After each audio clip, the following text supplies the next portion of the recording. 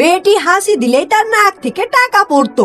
এজন্য মেয়েটির দুষ্টু বোন মেয়েটির ঘুমানো বালিশটির মধ্যে হাসি বাড়িয়ে দেওয়ার জন্য এক ধরনের ফুল দিয়ে রাখতো, যার কারণে মেয়েটির আরো বেশি ঠান্ডা লেগে সে অনেক অসুস্থ হয়ে যায় এবং সে হাসি দিয়ে অনেক টাকা বের করতে থাকে। তবে মেয়েটি অনেক অসুস্থ ও হাসি দিতে তার অনেক কষ্ট হচ্ছে, এজন্য সে ডাক্তারের কাছে ফোন দেওয়ার চেষ্টা করে। কিন্তু তার দুষ্টু বোন তখনই দ্রুত করে একটা ভিখারিকে টাকা দিয়ে ডাক্তার সাজিয়ে তার বোনের সামনে নিয়ে যায়। এরপর সে আবারও ওষুধের মধ্যে মেয়েটিকে অসুস্থ করার জন্য ফুল মিশিয়ে দেয় এবং এই ওষুধ খাওয়া মাত্রই মেয়েটির বোন আরো বেশি অসুস্থ হয়ে পড়ে এবং হাসি দিয়ে অনেক টাকা বের করে দেয়। কিন্তু সে এতটাই অসুস্থ হয়ে পড়ে যে তাকে হাসপাতালে ভর্তি করা হয়। তবে তারপরও তার লোভী বোন মেয়েটির কাছ থেকে আরো বেশি টাকা নেওয়ার জন্য আবারও ফুল দিয়ে বানানো স্প্রে মেয়েটির নাকে দেওয়ার চেষ্টা করে। কিন্তু হাসপাতাল থেকে ডাক্তার মেয়েটিকে সবকিছু বলে দেয় এবং মেয়েটি সবকিছু বুঝতে পেরে পুলিশে কমপ্লেন করে তার বোনের টাকা পয়সা সবকিছু নিয়ে নেয় এবং মেয়েটিকে জেলে পাঠানোর ভয় দেখিয়ে তার সামনে থেকে চলে যেতে বলে।